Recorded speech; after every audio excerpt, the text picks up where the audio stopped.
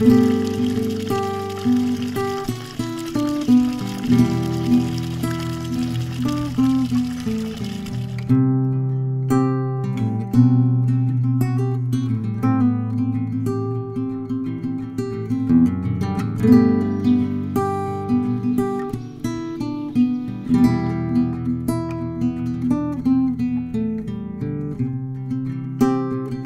gerando renda desde o início, na primeira colheita de rabanete, de rúcula, já com 15, 20 dias, né? Então, sim, o sistema agroflorestal produz qualquer tipo de alimento que a agricultura convencional produz. Soja, milho, arroz, feijão, pecuária, galinha, ovinos, caprinos, né? É só você encontrar o rearranjo ideal para aquilo que é o seu foco de produção. Chega a reaproveitar, comparado à monocultura, até 500% a mais a área. E hoje eu trouxe vocês no sítio Santa Terra, que é tocado pelo Anderson e sua esposa Angélica. Motivados a ter uma melhor qualidade de vida, o Anderson abandonou o serviço da cidade e teve total apoio da sua esposa Angélica para venderem um terreno que tinham na cidade e comprar um pedaço de terra. Eles tocam o sítio com um sistema de agrofloresta. O sítio é hiper produtivo, gente. Produz de tudo, desde hortaliças, frutas, legumes, verduras, até lenha, gente, café. Eles produzem de tudo no sítio. E toda terça, todo sábado tem o funcionamento de uma feirinha onde eles vendem todos os produtos deles e de parceiros no centro de Franca, gente. Então, se vocês tiverem dúvida, o endereço da feira vai estar na descrição, assim como o Instagram deles e o WhatsApp deles aí, gente. E se vocês quiserem conhecer um pouco mais do trabalho que eu faço aqui na minha região, o Chico vai deixar o link do meu canal na descrição e no card. Opa! Bom dia! É Anderson? Isso. E a Angélica, né? Isso. Tudo bem, Angélica? Bom dia, tudo bem, Lucas? Graças a Deus. Joia. E esse petitinho aqui, quem que é? É o João? É o João. Esse pessoal aqui, tudo bem?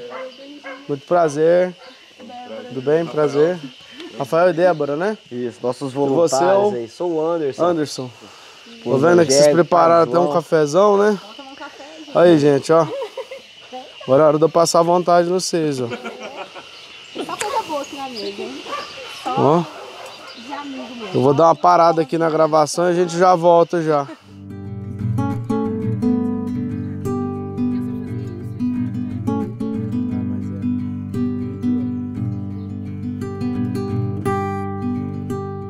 Acabamos de tomar um café. Isso.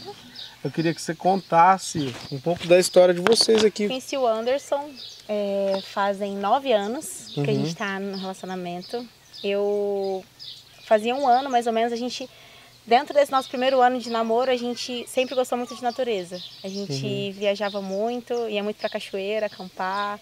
A gente dava sexta-feira, a gente juntava as tralhas, colocava no carro e sumia, literalmente, né? Então a gente sempre gostou demais disso.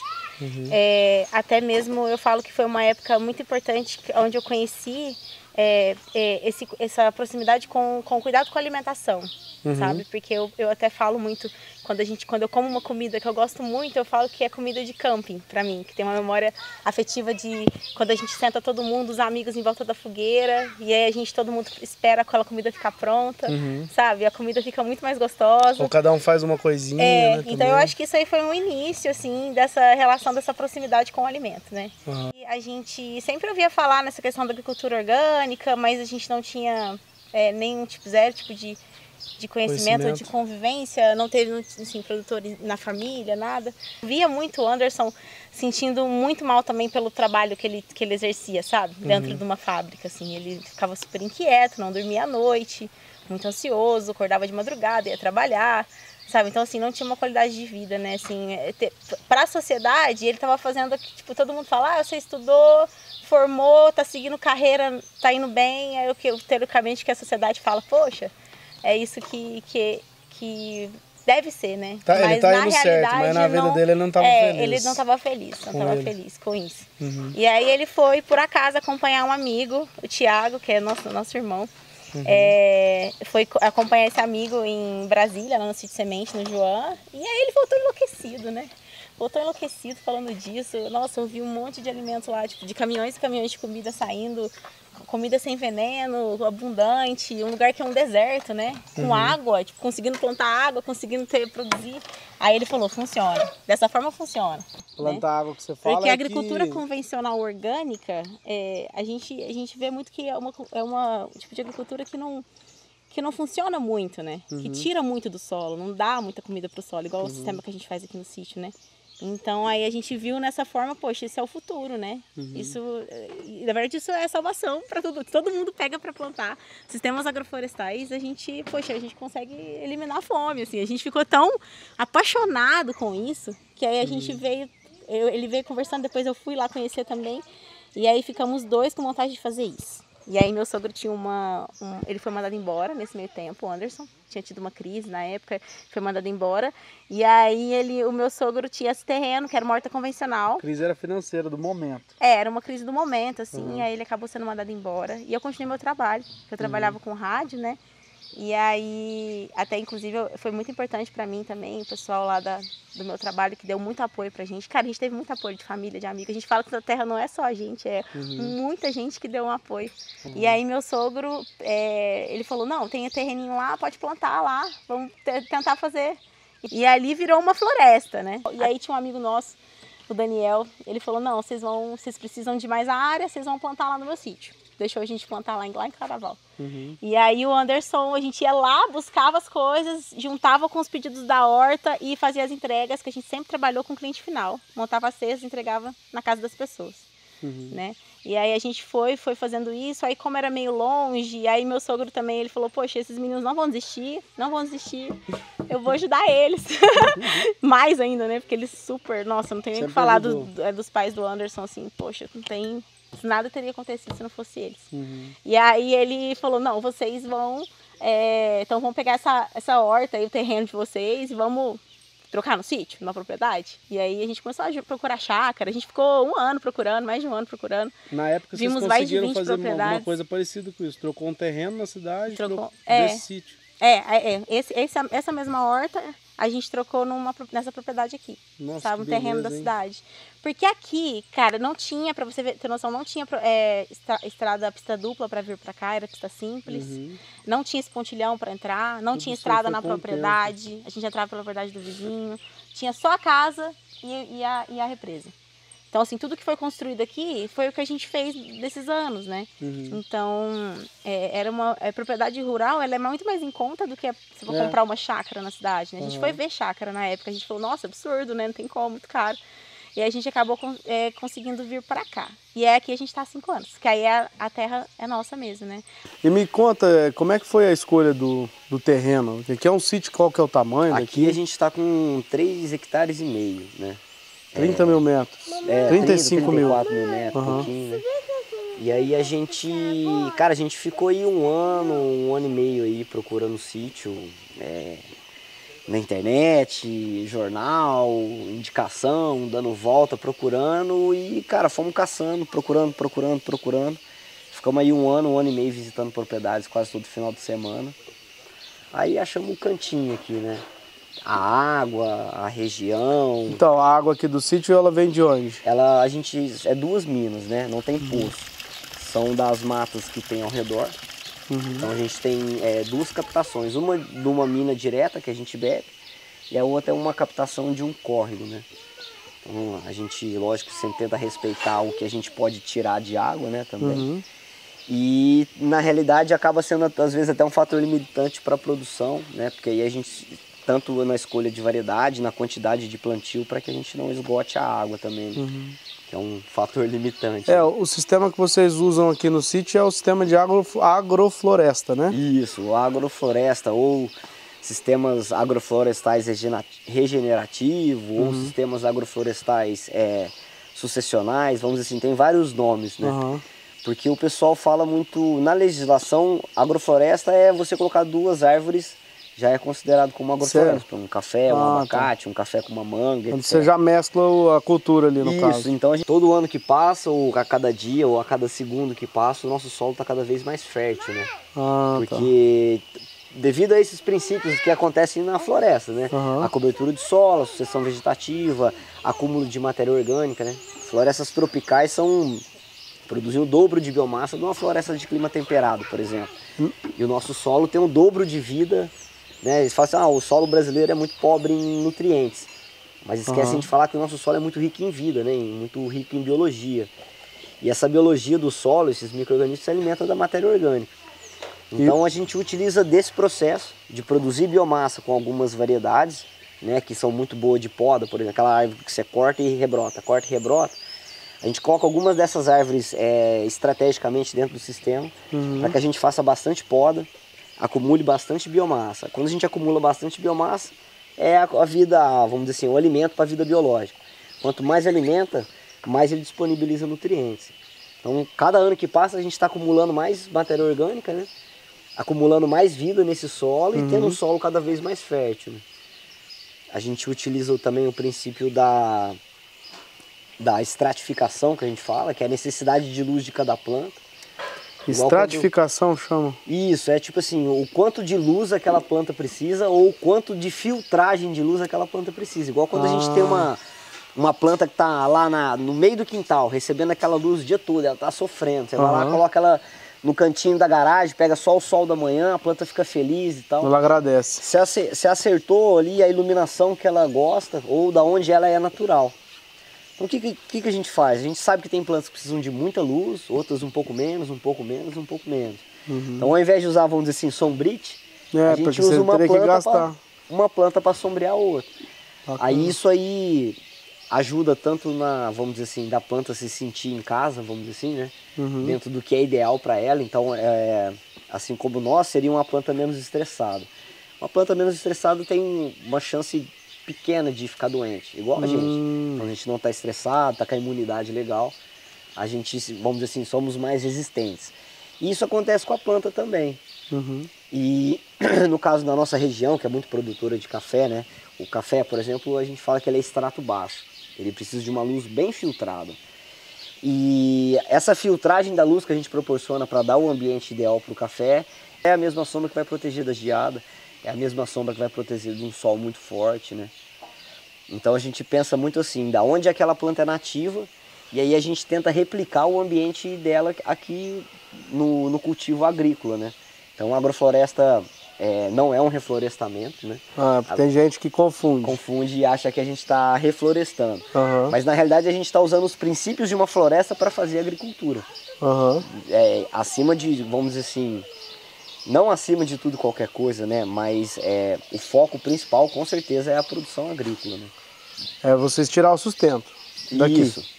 O foco principal é você se manter, digamos assim. Sim, né? o sustento, a subsistência. De uma forma que vocês não estão prejudicando o que está em volta de você, o ambiente. Como diria, né? Regenerando. Então, assim, se a gente sair daqui hoje, com certeza o solo, a água está muito melhor do que quando a gente chegou. A gente fala que a gente planta o nosso adubo, a gente planta os nossos recursos, né?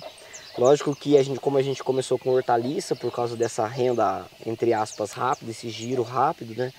Então você precisa de um aporte inicial, você precisa às vezes corrigir a acidez, você vai precisar de um esterco, um composto, às vezes um pó de rocha para fazer uma correção inicial, né? Mas desde então, desde a primeira correção, a partir daí, o trabalho com as podas, né? Para poder acumular matéria orgânica, a vida do solo. E a partir daí a gente fala que a gente faz ciclagem de nutrientes, né, com as árvores, né? Por isso que não tem como a gente fazer algo sustentável sem o plantio de árvores, né? A gente planta árvores não só porque a árvore é bonitinha, né? A gente planta árvore também pelos serviços ecológicos que uma árvore presta, né? Uma árvore, ela tá ali a todo momento bombando nutrientes, né? Assim como a gente perde cabelo, troca pele, unha e etc., uma planta também perde galho, folha. E ela está comendo, vamos dizer assim, lá embaixo e disponibilizando na superfície do solo. Entendi. Ela tira lá do fundo e traz para a superfície. Então a gente vai alimentando desde as raízes mais finas até as raízes mais profundas por causa da lixiviação, né? Com a água, etc. Então, quanto mais árvores eu planto, mais eu ciclo nutriente, mais fértil fica o solo e melhor fica para eu colher aquilo que é meu foco, né? Então, mas aí a gente, vamos dizer assim, a gente tem um conceito, né? Que é o manejo, né? Também é outro princípio, porque se eu deixar virar as costas aqui, vai fechar tudo e eu não vou conseguir produzir aquilo que eu tenho foco. Talvez eu conseguiria produzir a madeira, que tem foco também, mas o café, as outras frutíferas eu perderia. Então entra o ser humano ali dentro desse sistema, né, o sistema agroflorestal, como um otimizador de processo. Então, ao invés de esperar a árvore cair pelo tempo de vida dela, a gente faz a poda, a gente corta antes. Para quê? Para que ela rebrote e toda vez que a gente poda, a gente gera matéria orgânica, né?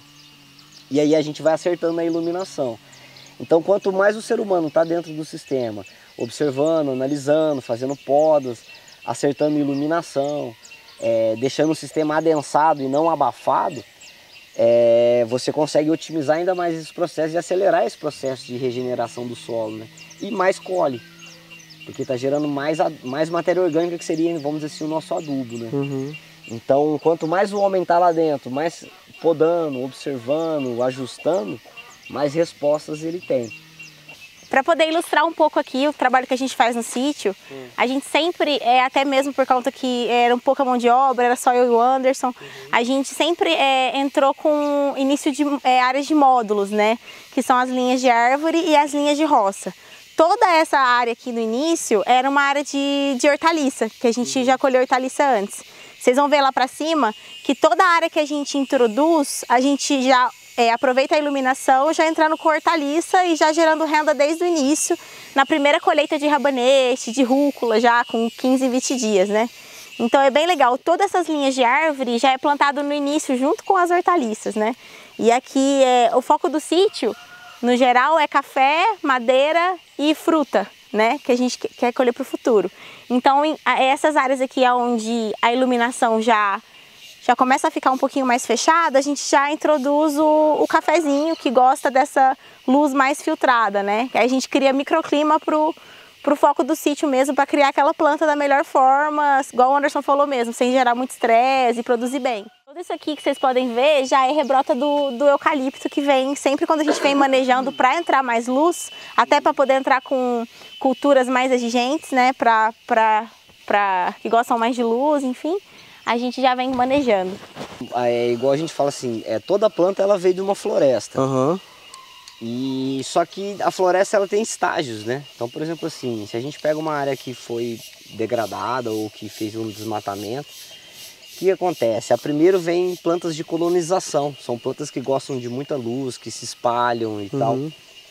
Depois já começa a vir um açapeixe, depois já começa a vir um embaúba. Quando você fala que começa a vir, é a própria natureza que traz. A natureza que traz, isso aí, através de duas, vamos dizer assim, duas não, vários, né? A gente tem o banco de sementes do solo, né? Que conforme os anos vão passando, a floresta vai depositando essas sementes, né? E aí ele vai sendo descoberto, vai brotando vai ficando sozinho. No solo. Muitas sementes têm o que a gente chama de dormência. Ah, tá. Então, assim, ela não germina à toa, ela só germina se ela tiver a condição ideal para ela germinar. Essa planta vai germinar através dos pássaros, dos ventos, outros animais, né? Mamíferos pequenos, grandes, etc. Mas no começo, assim que a gente plantou essas árvores, a gente tem muita luz. Então a gente precisa de dinheiro. O que a gente fez? A gente plantou plantas de ciclo curto, que precisam de muita luz no início. Que assim que a gente plantou, em 2 anos, por exemplo, ou 5 meses que seja, o abacate nem se mexeu, né? Sei lá, em 3 meses que você plantou uma laranja, saiu 2 folhas. Só que em 3 meses a gente já colheu brócolis naquele mesmo canteiro. A gente utiliza esse tempo de vida das plantas também a nosso favor. A gente faz uma viagem ali entre o tempo e o espaço. Então nesse canteiro aqui de café, teve horta. Ah, já foi a horta. Já foi a horta. Então aqui a gente colheu o rabanete, depois o alface, depois o brócolis, depois a gente colheu aqui, salvo engano, quiabo. Saiu essa galera, ficou os mamão que fritou por causa da geada. Mas ficou o café. Aí você perdeu o mamão? Não, não perdi o mamão protegeu o café. A gente sabe que o mamão não tolera frio, mas a gente planta porque a gente gosta e também é com a intenção de proteger o café, né? E olha que interessante, antes do eucalipto tinha o mamão, antes do mamão tinha o milho, antes do milho tinha o rabanete. Isso é a sucessão ecológica. Então olha só, desde os momentos iniciais da floresta, de muita incidência de luz, até momentos de uma floresta madura, a gente consegue tirar renda. Então, porque na hora que ela estiver madura completamente, você não vai conseguir plantar mais hortaliça. Não, é isso que a gente faz. Como o nosso foco é o café e não a hortaliça é uma passagem, vamos dizer assim, muito positiva, aliás. O que acontece? A gente tem focos nas frutíferas também. Então a fruta está aqui fazendo a composição florestal e protegendo o meu café. Se eu fosse fazer horta, eu teria que podar a frutífera. Sim. Então, como a minha ideia é a fruta, eu não vou podar ela, né? A gente vai fazer podas estruturais e de frutificação. Então, a partir do momento que dá ali uns 3 anos mais ou menos, a hora que as frutas começam a fazer sombra, vamos dizer assim, aqui na entrelinha, tá na hora da gente colocar uma cultura que tolera essa sombra. Que aí entra no nosso caso o café. Se o meu foco fosse hortaliças, por exemplo, ao invés desses abacateiros, eu teria plantado um ingá, eu teria plantado uma gliricídia, que são plantas que são ótimas de rebroto.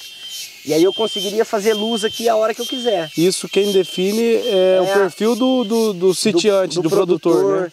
Do relevo, do clima, da distância que ele está do mercado. Porque tem várias opções. Várias opções. Então, sim, todas as plantas vieram de uma floresta. O solo tropical precisa de biomassa. Então, a gente tem que encontrar esse rearranjo, que a gente consiga produzir a quantidade de biomassa suficiente para a gente fazer ciclagem de nutrientes e adaptar a realidade. Então, sim, o sistema agroflorestal produz qualquer tipo de alimento que a agricultura convencional produz. Soja, milho, arroz, feijão, pecuária, galinha, ovinos, caprinos, né? É só você encontrar o rearranjo ideal para aquilo que é o seu foco de produção. Nosso foco de produção é o café. O maior foco de produção é o café. Então eu ajusto a dinâmica do meu sistema à produção do café. Então se eu tenho variedade, você consegue fazer uma feira maior comigo, né? E se eu foco só em um tipo de alimento, eu fico à mercê do mercado, do clima, da sazonalidade, né? Então a gente optou assim, em estratos emergentes, onde precisa de muita luz, foco na produção de madeira. Estrato alto e médio, que precisam de luz mais filtrada, a gente optou na produção de frutas, e no extrato baixo a produção de café. A gente chega a reaproveitar, comparado à monocultura, até 500% a mais a área. Um sistema agroflorestal, ele tem... isso mesmo. Tá perdendo aqui, terra, com 20 dias você está colhendo rúcula. Você já está recebendo. Lógico que essa não é a fórmula mágica, né? Porque eu estou perto do mercado consumidor. Então a hortaliça ela vem muito bem a calhar a minha realidade. Eu estou muito longe do mercado consumidor, eu vou escolher uma outra cultura que não vai depender de uma logística tão rápida, né? Eu tento fazer com que esse sistema tenha a dinâmica... Funcione para você. Para nós. Para nós, né? Para nossa realidade. Então, o foco é a produção do café. Então, o que eu vou fazer? Eu vou fazer com que o meu sistema agroflorestal respeite, a princípio, as dinâmicas da onde o café é nativo. Então, aqui, supostamente não, né? O café é da Etiópia. E quem acompanha o café, as árvores que acompanham o café, da onde ele é nativo, são árvores caducifólias ou semicaducifólias. Então, o que acontece? Elas perdem as folhas no inverno. Coincide justamente com a florada do café. Então qual que é a lógica? O café ele necessita da luz para que ele tenha uma boa florada. Nossa, mas é tudo muito alinhadinho, hein? E aí quando chove, quando começa a época das chuvas, as folhas elas se enchem de folhas de novo. Então o café amadurece na sombra. Por isso que um café de sombra 12 meses por ano, ele é um café com baixa produtividade. Tá. Então o que a gente faz? Faz podas. Escolhe. Nessa outra época que não cai a folha, vocês podem. Aí eu faço a poda, porque eu não consigo, ou não cabe dentro da minha realidade, montar um sistema apenas com árvores caducifólias ou semicaducifólias. Eu vou plantar abacate, vou plantar manga, vou plantar lixia, cerola, tamarindo, néspera, siriguela. Só que o que acontece? Elas não vão perder as folhas, só que eu vou fazer poda. A poda. Aí você fala, mas aí você vai podar a sua frutífera? Vou, porque o meu foco principal de produção é o café. É o café. Se o principal fosse as frutas, eu deixaria mais sombra para o café, porque eu não ia podar tanto, só que eu ia prejudicar a produção do café. Então, primeira coisa, o foco, né? Você tem que saber qual que é o seu principal foco produtivo para que você encontre a dinâmica certa. Que funcione ali para você. Que funcione aí. Então, assim, o eucalipto é uma planta que cresce muito, produz muita biomassa e aceita muito bem a poda. Então é uma planta-chave dentro do nosso sistema para que a gente possa fazer isso. Eu vou deixar ele fechar, e ele vai fechar muito bem a hora que eu quiser, e eu vou conseguir vir fazer podas e abrir luz para ele em qualquer época do ano, por exemplo. Formiga é o desespero de muito produtor, né? Sim. O que vocês fazem? Cara, aqui vocês combatem ela? Aqui, graças a Deus, a gente teve muita sorte. Aham. Eu vou te falar porque a gente não teve tanto, entre aspas, problema com a formiga. Então eu falo que a gente teve sorte porque eu sei que a galera passa muito, muito, muito apertado mesmo com a formiga. Então eu tenho pra mim, e já falo isso há um tempo, que eu não critico quem controla a formiga. Né? A gente tem que, na realidade, pensar, tá, você vai fazer esse controle de formiga para começar um plantio, mas e aí, qual é a sua ideia? Você vai controlar a formiga para regenerar essa área ou você vai controlar a formiga para poder degradar essa área cada vez mais? Né? Então a gente tem que, eu acho que assim, ter em mente qual é o foco, qual que são os saldos das nossas ações, né? Porque não tem jeito, né? Você vai comprar uma área de pastagem igual a gente comprou, porque aqui era tudo pasto. Você não tá você tá longe de estar num ambiente equilibrado, né? A gente está inserido dentro de uma lógica de mercado, a gente está inserido dentro de um sistema, então a gente precisa pagar a conta de luz, a gente precisa ter o dinheiro do dente quebrado, precisa ter gasolina, roupa, comida, gás, né? Então como que eu vou criticar um cara que às vezes controla uma formiga para poder começar o plantio da horta dele? Né? Mas eu penso assim, e aí, qual vai ser o saldo lá no final dessas nossas ações, né? Tô matando formiga para poder degradar mais, ou tô controlando a formiga, matando formiga para poder fazer um sistema regenerativo, né? Porque no começo ela, tipo, se o cara tiver muito problema com formiga, ela não deixa muda nenhuma nascer, né? Aí, por isso que eu falo que assim, a gente tem que ter essa consciência da questão da lógica de mercado. Porque a gente tem condição sim de conseguir regenerar esse solo sem a gente ter problema com a formiga. Só que o que acontece? Eu ia ter que chegar aqui e plantar apenas as plantas que estão adaptadas àquela condição de solo e àquela luz. Nem sempre essas plantas são comerciáveis, são boas de comércio, vamos dizer assim. Nem sempre essas plantas têm uma boa aceitação na região, nem sempre essas plantas têm um bom valor econômico. Então a gente começaria a construção da fertilidade aos poucos com esse tipo de planta. E aí a gente conseguiria sim fazer, às vezes até o sistema sem o uso de insumo algum externo. Isso é possível. Só que isso tem um tempo. E às vezes esse tempo a conta de luz não espera, né? O dente quebrado não espera, a gasolina, o aluguel, etc. Né? Então a gente, na realidade, a gente sempre tem que, como num sistema agroflorestal, né? Tirar às vezes o olho de uma coisinha só e sempre ter um olhar um pouco mais amplo, né? Dentro do sistema, qual vai ser, lá no final das contas, qual vai ser o objetivo, né? Não uma justificativa para o uso de veneno para formiga, mas eu acho que como às vezes um recurso para você conseguir sobreviver, para poder pagar as suas coisas, porque hoje a gente é a única espécie de animal que paga para viver, né? Sem R$1 você não bebe nem um copo d'água, né? A gente não planta hortaliças fora de época. Eu planto fora de época da pulgão, eu planto na época não dá pulgão. A época seria a época da seca. No inverno. Né? São plantas do Mediterrâneo, então assim, a gente não pode passar de 25 graus. Não, nem é questão de água, não é temperatura. A alta temperatura provoca muito estresse. Esse estresse, vamos dizer assim, é como se fossem uns radicais livres na seiva da planta.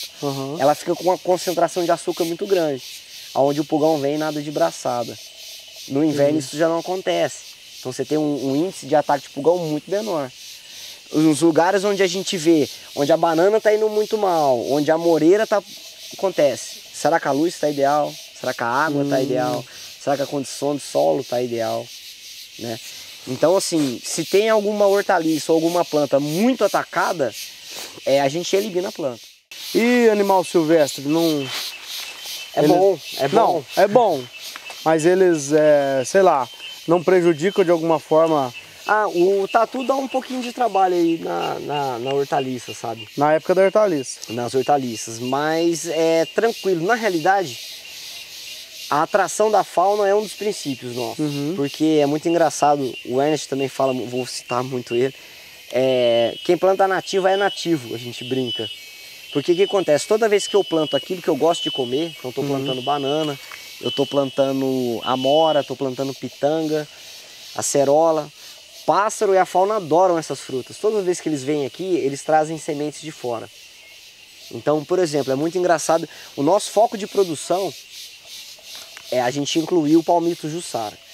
Então eu venho coletando sementes, né? A gente faz plantio direto, nem sempre fazemos muda e tal. Então, isso que eu ia te perguntar, você não faz a compra de muda?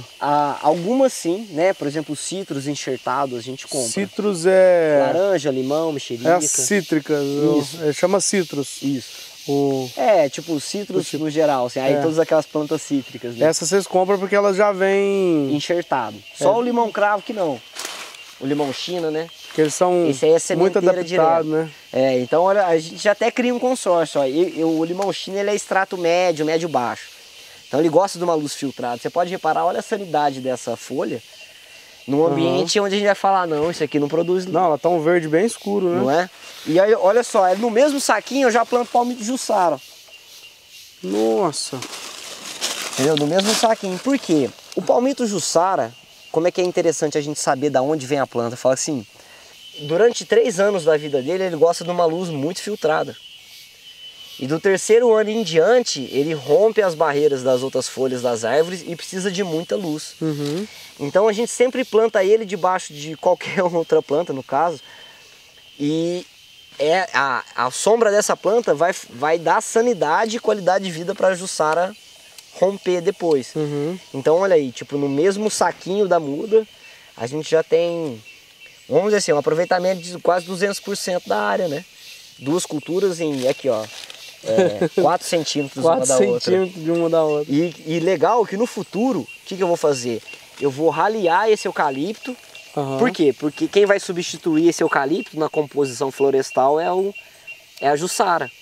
Aí, ao invés do eucalipto dar a condição ideal para o limão, quem vai dar a condição ideal para o limão vai ser o palmito Jussara. A mandioca, na hora que vai arrancar ela, não interfere nas raízes das outras plantas? Essa mandioca em específico aqui é para criar essa árvore. Por quê? Assim que a gente planta, a gente geralmente não faz a mudinha no viveiro. Aqui o viveiro. Ah, ela tá fazendo uma sombra já. E aí eu faço a função que? De poda nela quando eu precisar. Ela não vai servir para arrancar a raiz. Não é para colheita essa. Mas e aí, perde a mandioca? É aí que tá, essa é a ideia. O que a gente faz? Toda vez que você faz uma poda, tanto numa mandioca ou em qualquer tipo de árvore, você tem um descarte de raízes. Toda vez que você descarta raízes, as raízes fininhas são as raízes que comem. Quando você faz a poda, descarta as raízes pequenas. Então o que acontece? Você acaba descartando no solo um material riquíssimo em nutrientes, que vai ser alimento para a vida biológica, além de criar espaços vazios para a entrada de oxigênio e água. Digamos que você está fazendo o descarte em cima e embaixo. Em cima e embaixo. Então olha só que interessante, no caso, aí você imagina quando essa mandioca aqui, quando esse limão tiver 1 ano, eu vou tirar essa mandioca porque ela já vai começar a atrapalhar ao invés de ajudar. Ou até no caso, se você consegue virar aqui. Esse ano eu vou tirar essa mandioca. Tomar cuidado aqui para não pisar no sistema. Então, por exemplo, assim, ó, essa mandioca aqui, ela foi plantada só para criar o café. Por isso que esse café não tomou geada. Porque entendeu? A gente teve uma geada muito forte, não tomou geada.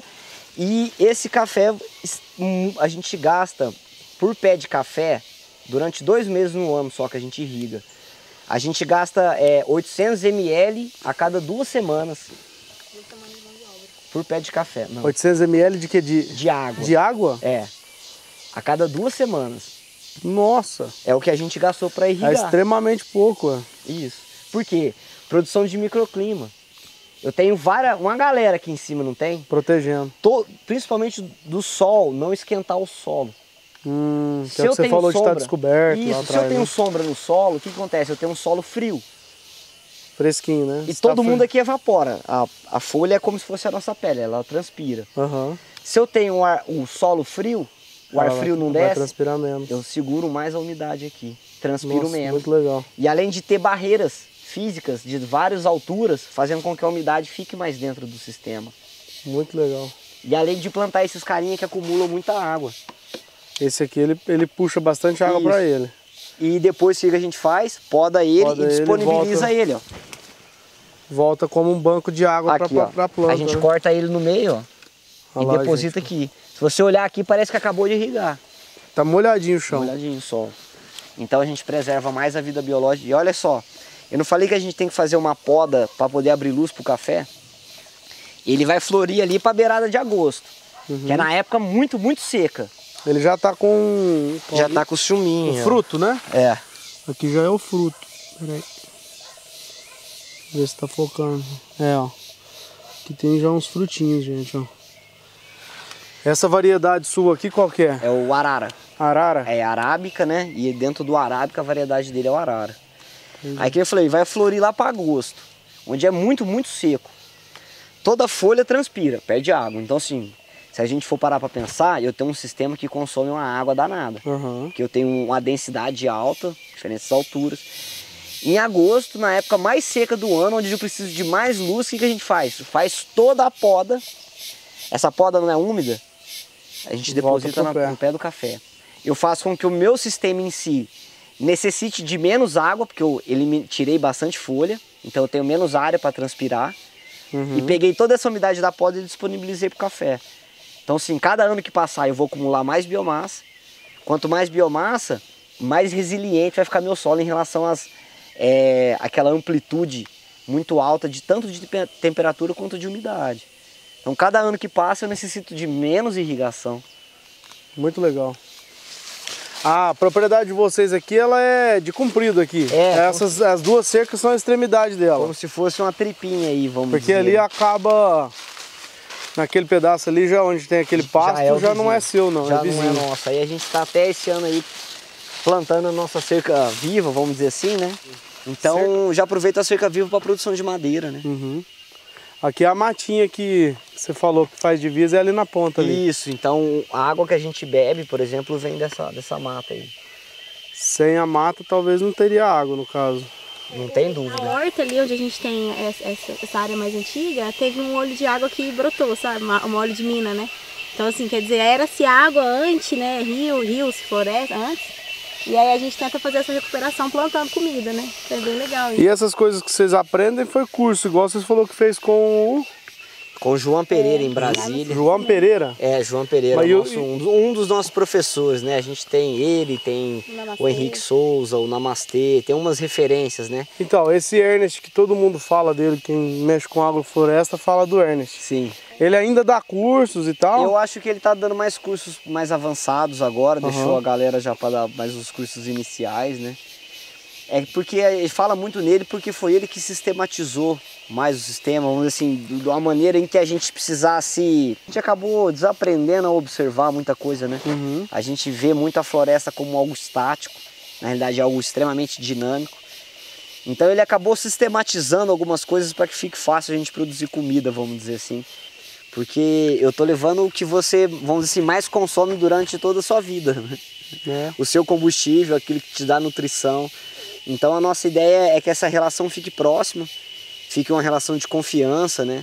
E quanto mais a gente tiver isso, mais a gente vai saber de onde vem, a qualidade que a gente vem, o que, a gente até brinca assim, o que o nosso prato está alimentando, além de só a mim, né? Esse prato está alimentando uma família, esse prato está alimentando pessoas que respeitam diversidade, esse prato está alimentando propriedades que respeitam as áreas de preservação, né?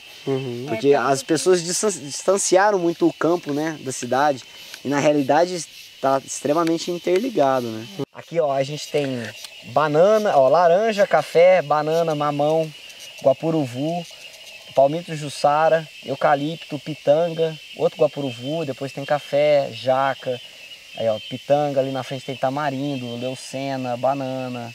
E assim vai. E assim vai. Biodiversidade não é uma questão de variedade, né? Então, por exemplo, a gente pode trabalhar com sistemas agroflorestais extremamente variados, igual que eu acabei de falar. Tipo, tem uma pitanga, uma jaca, uma leucena, depois tem um tamarindo, depois tem outra jaca, depois tem um abacate. Ou a gente pode trabalhar com foco de produção. Então, por exemplo, essa linha aqui, ó, é um foco de produção em citros. Então eu sei que os citros é extrato, ó, é mexerica, ali é laranja, ali é um Tahiti, aí depois nós temos umas laranjas. Então eu tenho o extrato emergente que vai proteger a sombra. Ela é um extrato médio, então ela aceita uma luz filtrada, não muito filtrada e nem pouco filtrada. Então é isso que é legal, a gente planta muita quantidade, principalmente de semente, que é barato, né? Igual a Angélica falou, a gente coloca muita semente de tudo aquilo que a gente acha e coleta. Mas você coloca ali no trilheirinho? Isso, no meio do canteiro. E aí nasceu? Isso. E aí sempre põe alguém que nasce fácil junto para ajudar a germinação. Ou põe no pé do eucalipto. O eucalipto cresce rápido, já faz a sombrinha, serve de viveiro, igual a estaca de mandioca que a gente põe. Então, e depois a gente vai fazendo o que? A gente vai desenhando o sistema com o tempo. Então eu vou podando, vou raleando de acordo com o meu foco de produção. Então se eu estou vendo que a laranja está procurando muita luz, preciso podar mais. Se eu estou sentindo que as folhas dela estão amarelando demais, está secando muito, eu posso às vezes fechar menos. Então por isso que nunca vai haver um sistema agroflorestal igual ao outro, né? A iluminação que um tem é a quantidade de água, a quantidade de solo, o tipo de manejo que quer fazer, quer deixar o eucalipto mais alto, mais baixo, né? E aqui a gente chegou no momento aqui já é uma biomassa, ou aqui esse é uma aqui é um material, é poda coisa? de árvore triturada, né? Daqui mesmo? Que a gente usa de cobertura de solo. Ou não? Esse aqui é da prefeitura. Ah, prefeitura. Isso que eu ia perguntar, vocês têm alguma parceria com o pessoal? Eles entregam aqui para vocês? Vocês têm que comprar? Não, a gente tem que coletar na rua. Onde que eles descarregam, a gente coleta. Se vocês estão andando na rua e vê... Se acha, a gente para e pega. É como se vocês estivessem achando um tesouro. Isso vale mais que ouro, né? E aí, eles já juntam isso em saco, né? Não. Ou não? Tem que pegar tudo na pá ou na caixa. Ah... Não, porque às vezes eu tô andando na rua e eu vejo que eles podaram, sei lá, a grama. Que aí eles varrem, eles varrem, né? Junta, põe no saco. Só que infelizmente esse que é rastelado ou varrido, ele vem com muito lixo. Muito lixo da rua. E não é legal. Não é legal, porque assim, a gente acaba encontrando uma seringa, né? Pode então, machucar alguém, né? A gente já chegou a coletar muitos assim, mas vem muito lixo. Esse no caso é a poda de árvore, é uma máquina que tritura igual uma trituradeira de silo, né? Isso. E aí, tipo assim, quando eles vão fazer a poda eles avisam? Vocês têm algum... Não. Mas podia ter, né? Podia. Mas a gente vai, assim, Isso aqui é só para no começo. E depois a gente plantar essa cobertura, né? Então você vai ver que tem sistemas que estão extremamente abafados, mas é isso, a gente causa esse abafamento aí para depois de vir gerar bastante biomassa café. O cuidado que eu tenho com a hortaliça é o café toma de tabela. Então você imagina, eu fico aqui pelo menos 40 dias dando aguinha de alface pro café. Depois a mesma água que eu dou pro brócolis, eu dou pro café, até as hortaliças saírem. Porque quando você põe uma cultura só de alface, por exemplo, ela consome muita água, né? E aquela água, vamos dizer assim, que é desperdiçada, né? Aí você imagina, com a mesma adubação que eu plantei as hortaliças, eu plantei o café. Então a gente trabalha com no mínimo 4 hortaliças por metro quadrado. 4 variedades de hortaliças, sabe? E aí um pouquinho depois a gente já começa a ter outros tipos de consórcio também. Então olha só, saiu a maioria das hortaliças e ficou a berinjela, o jiló, o espinafre. Aqui a gente já está fazendo uns testes, colocando mais banana para que a gente tenha mais geração de biomassa. Tá vendo? Foi o rabanete junto com a beterraba já está acabando, vai ficar um pouco do espinafre. Depois fica o cafezinho, ó. Então aqui, por exemplo, né? Foi uma área que tomou uma geada, era um plantio muito recente, né? Não tomou direto, mas então a gente tinha a variedade das plantas grandes.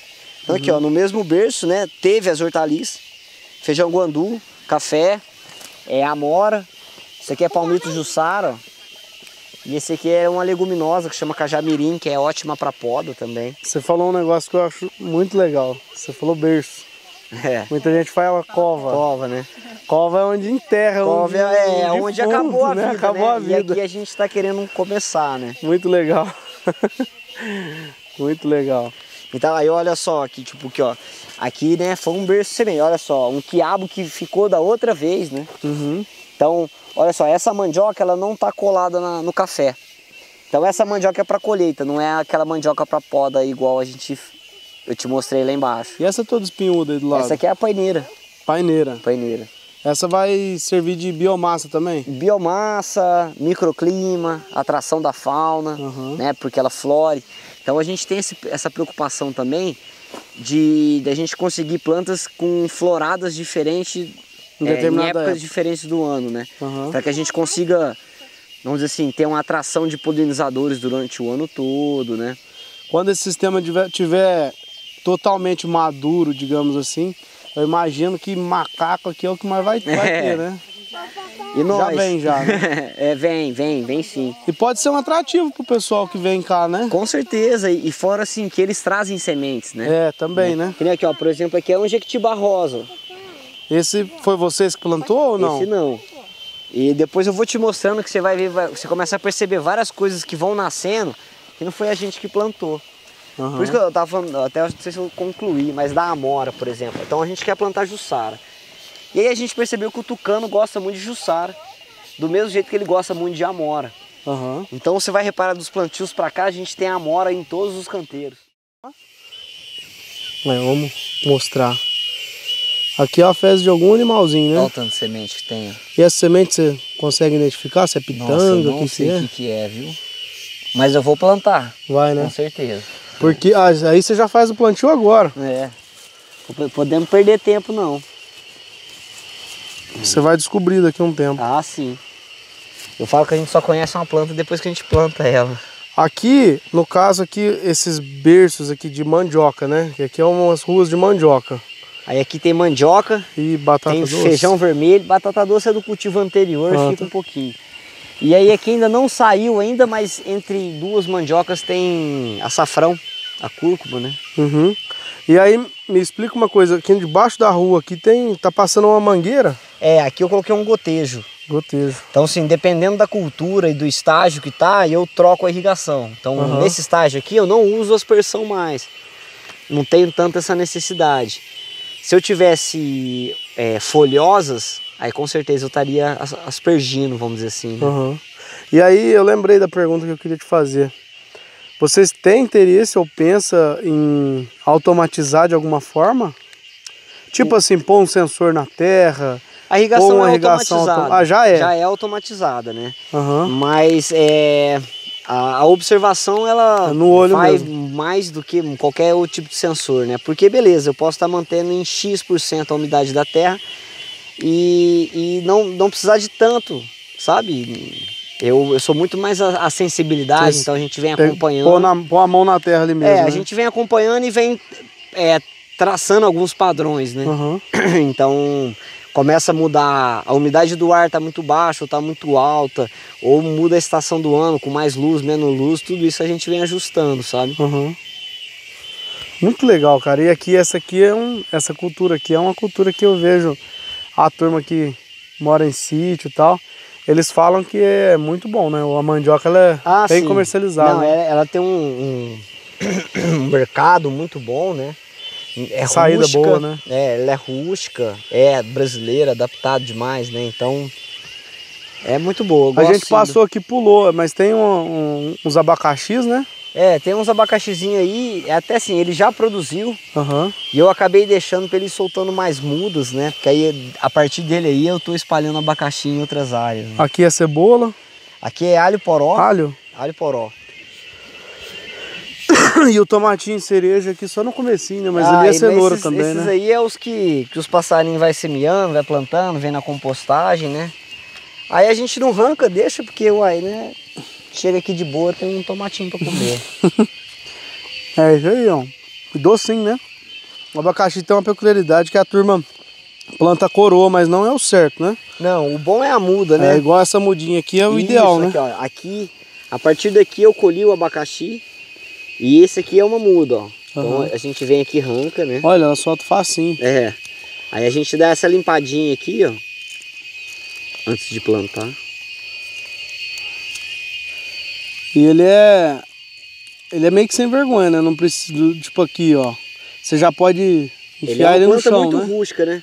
Uhum. Eu não, vamos dizer assim, não plantaria ele aqui direto porque eu iria colocar uma cobertura de solo, dar um talento nele. Preparar o berço. Mas esse aqui é muito, se você planta coroa, tem coroa que eu plantei ali que tá no 5º ano, ela começou a produzir agora.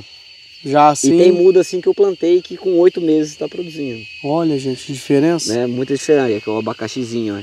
Então cada pedacinho desse aqui solta uma flor, né? Aí é polinizado, né? O abacaxi é o conjunto de vários frutos, né?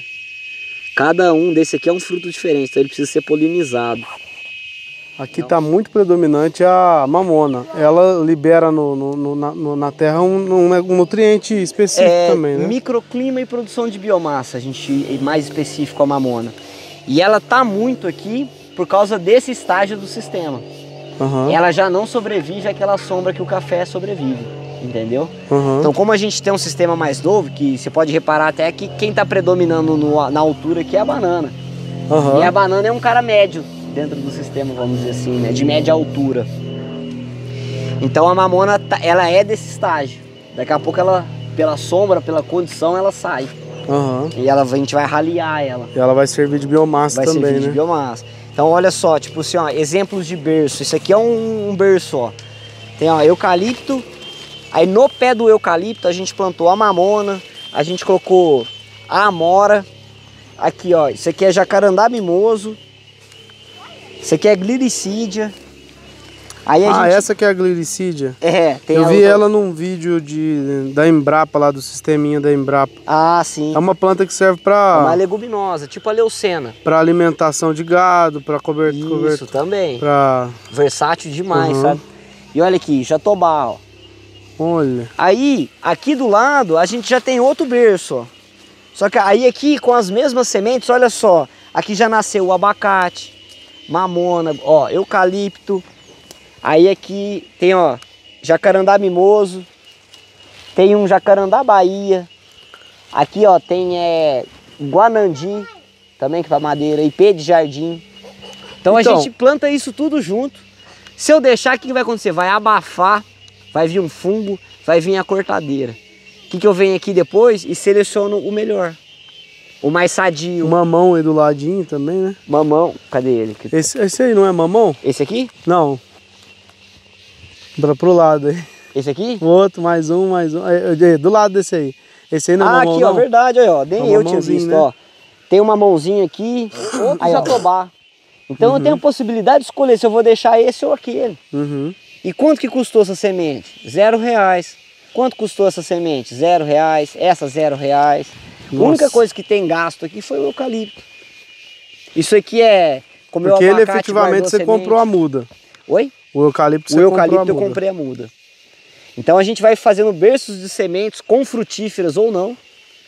E depois a gente vem raleando. Vocês devem ser aquela pessoa que não joga nenhuma semente fora. Não. Porque são possibilidades, né? Quanto mais sementes, mais berços de sementes eu fizer, mais possibilidades eu tô plantando. Tem no futuro.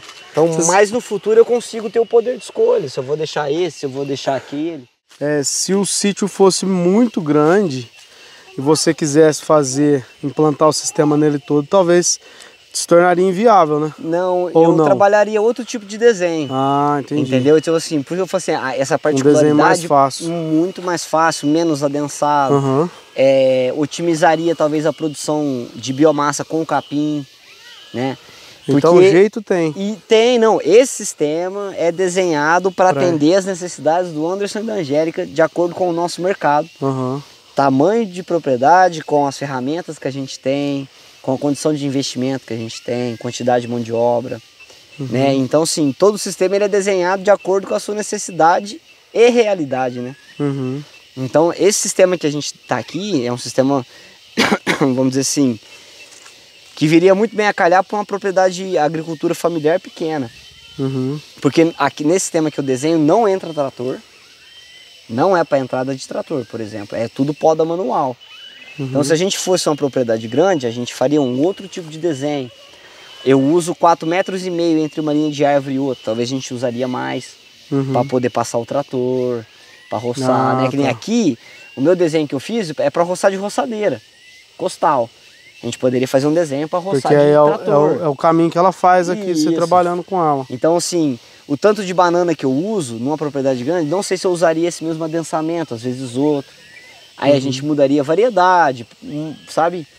Então eu acho que é muito mais uma questão de sentar e se planejar do que, não, é viável, não é inviável. E assim, eu acho que vocês não têm tempo para isso, né? Eu ia perguntar se você dava algum tipo de consultoria para alguém aqui da região. Vocês indicam alguém? Eu até tô pensando, a gente está desenrolando umas ideias sobre isso, mas me questiono muito, sabe? Porque você vai ter que descobrir aqui, né? Porque isso. Entendeu? Na realidade, hoje esse é o meu maior questionamento. Se eu realmente pego esse tipo de trabalho. A gente faz assim, trabalhos que tá rolando mais assim, são mais trabalhos de mentoria.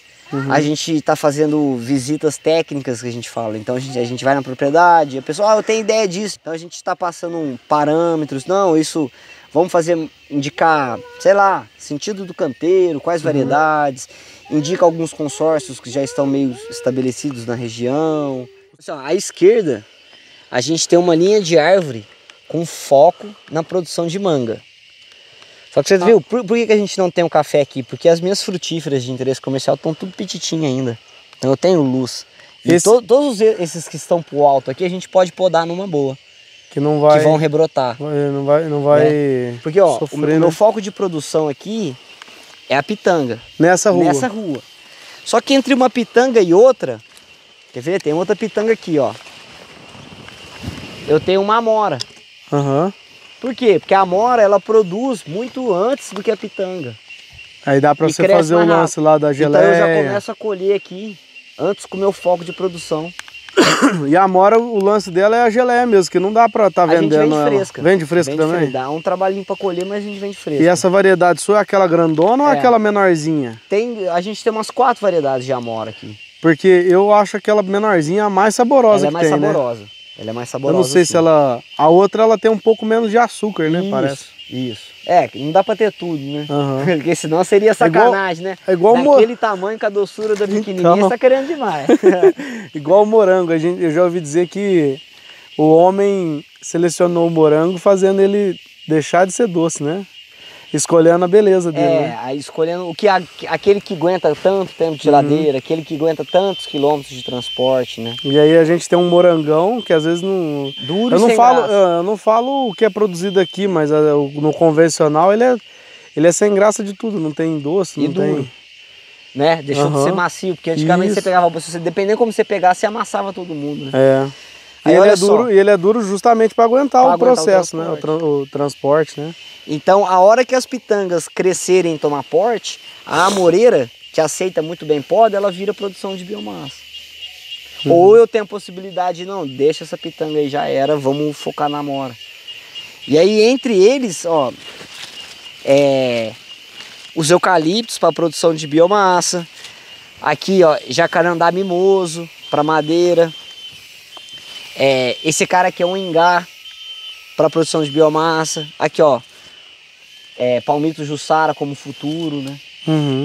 Então, aqui uma linha, por mais que tenha tanta coisa assim, o maior foco de produção nela é a pitanga.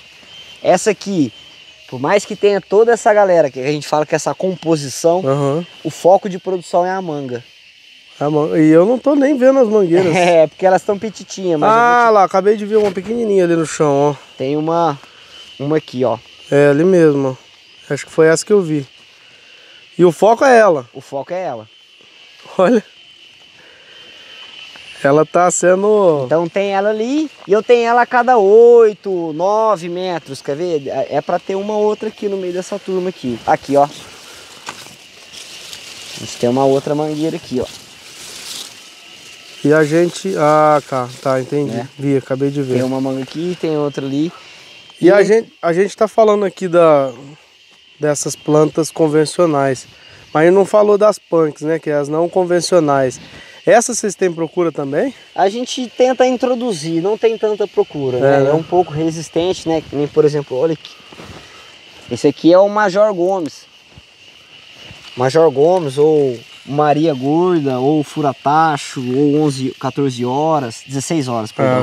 A florzinha dela. Que essa florzinha aqui, ela abre às 4 horas da tarde. É 4 horas? Que legal. Então você come a folha dela. Ela é tipo 1 hora pro nobre, você pode comer crua, refogada.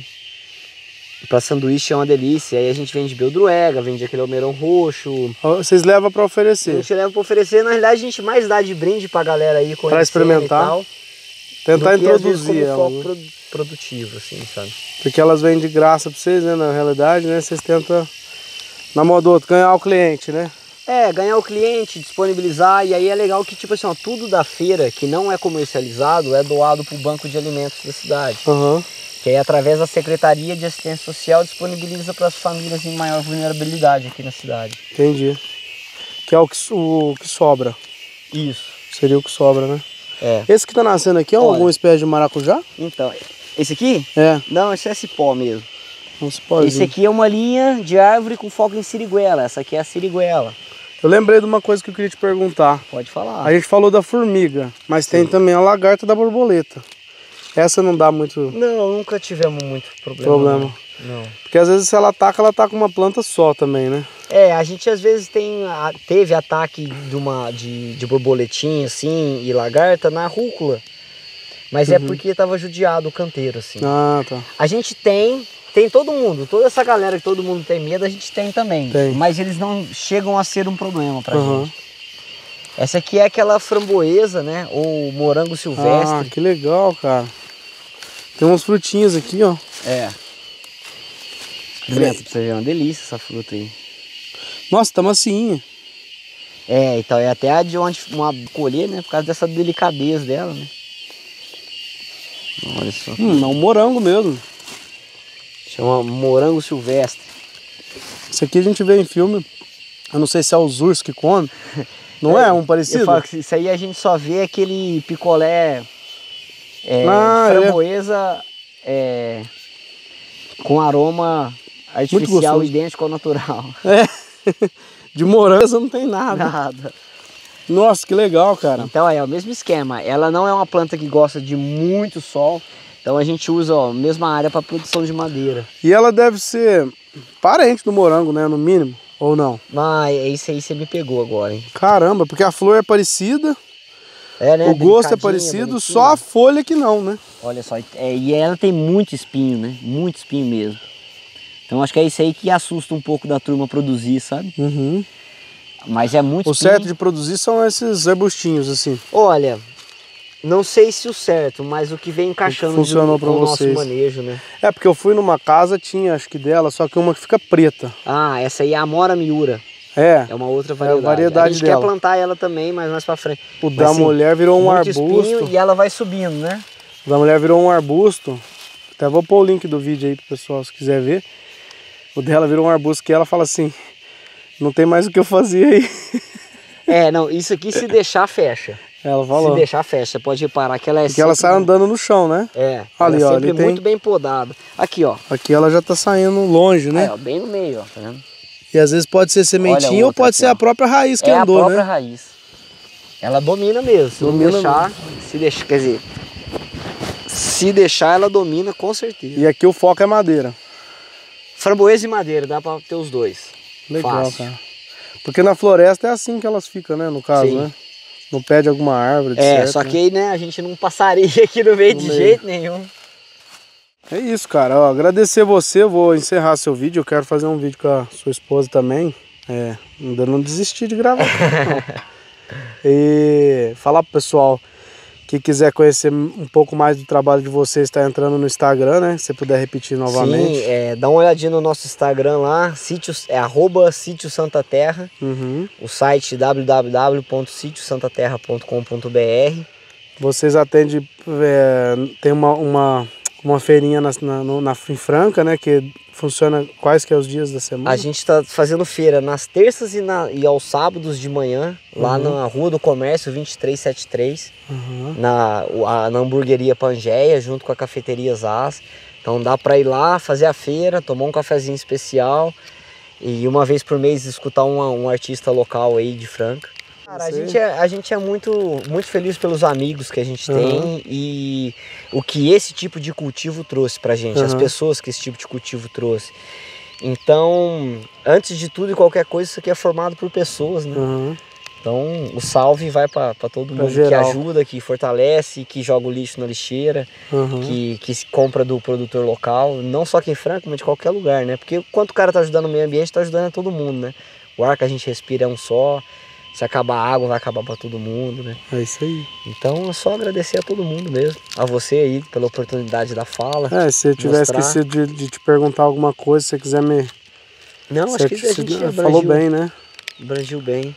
Tá certo. Teve então, massa. Só te agradecer também, meu cara. Eu que agradeço demais. A porteira do sítio tá sempre aberta aí, tanto para as visitas de café da manhã. Beleza. É só entrar em contato com a gente aí.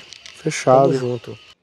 Gente, e aí tá o pessoal que ajuda eles aí no sítio aí, ó. É pai e filho, trabalham aí direto, eles contratam o serviço dele aí, mão de obra externa, né? Porque é muito serviço aí, como vocês puderam ver aí. Depois o casal me chamou para almoçar aí, ó. A esposa dele fez uma lasanha muito gostosa, com produtos ali da região.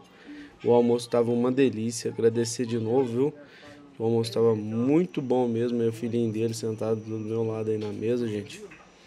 E não me deixaram ir embora sem levar os produtos deles, gente. Aí, ó, queijo, mel, pimenta, tudo que aí que não era deles aí, eles fizeram questão que eu levasse, porque era de parceiros e é os produtos que eles têm para oferecer na feira. Queijo vegano, o queijo que é do vizinho deles aí, que em breve vai ser o vídeo no canal da Estância Larupe. O pão, um pão caseiro muito saboroso, gente, que é vendido também na feira. Essa bananinha que é como se fosse um lanchinho, né, para você comer durante o dia. Barrinha de cereal, muito legal também, produzida na região aqui. E é isso, gente. E a minha moto foi embora desse jeito aí, ó.